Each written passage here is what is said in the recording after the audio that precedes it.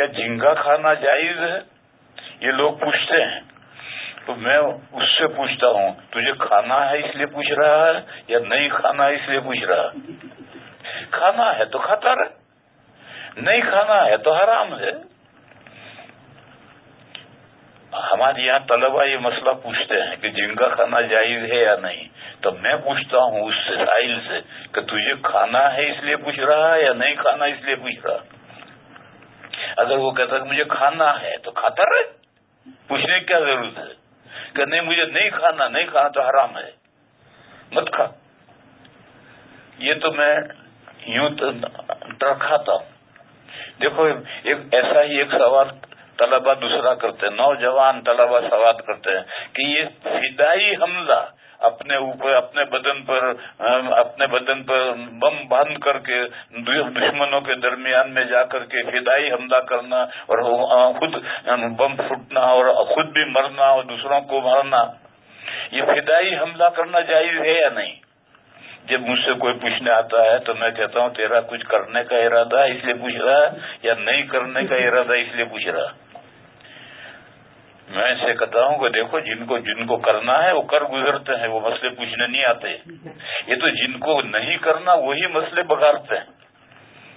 ایسا ہی ایک مسئلہ ہے, رمضان میں لوگ پوچھتے ہیں کہ حافظ صاحب جو قرآن سناتے ہیں ان کو کچھ دینا جائز ہے یا نہیں. تو میں اس سے کہتا ہوں تجھے کچھ دینا ہے اس لیے پوچھ رہا ہے یا نہیں دینا اس لیے پوچھ رہا ہے. یہ جو دینے والے ہیں وہ تو دائیں ہاتھ میں چپکے سے امام کے ہاتھ میں پکڑا دیتے ہیں, فرشتوں کو بھی پتہ نہیں چلتا. یہ جن کو نہیں دینا وہی مسئلے بگاڑتے رہتے ہیں کہ امام کو دینا جائز ہے یا نہیں. اس کے بعد سمجھو جو ساحلی مفتی ہیں, جیسے مفتی عبد الرحیم صاحب لاجپوری قدسہ سرہ راندیر میں رہتے تھے, راندیر سے 10 کلومیٹر پر سمندر لگتا ہے. جو ساحلی مفتی ہیں وہ جائز کہتے ہیں, جھینگا جائز کہتے ہیں. یا جہاں تالاب ہیں جیسے بنگلہ دیش میں تالاب ہیں اس میں خوب جھینگے ہوتے ہیں تو وہاں کے مفتی جائز کہتے ہیں. اور جو ساحل سے دور ہیں جیسے پالنپور کے مفتی, جیسے یو پی کے مفتی حضرت گنگوہی, حضرت تھانوی, وہ حرام کہتے ہیں. وہ جو ساحل سے دور ہے وہ حرام کہتے ہیں. تو ساحلی مفتی جائز کہتے ہیں. مگر ان میں استثناء ہے حضرت مفتی خانپوری, حضرت مفتی احمد صاحب خانپوری دامت برکاتہم, وہ ڈابل میں رہتے ہیں, وہ ساحلی ہیں مگر وہ کہتے نہیں جھینگا حرام ہے.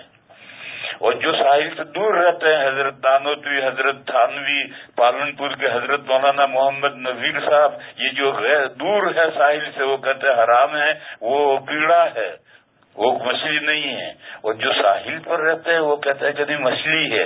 اور کیا دلیل؟ کیا دمیری نے لکھا ہے کہ مچھلی ہے؟ ارے دمیری تو شافعی ہے, شوافی کے یہاں تو سمندر کی ہر چیز مچھلی ہے.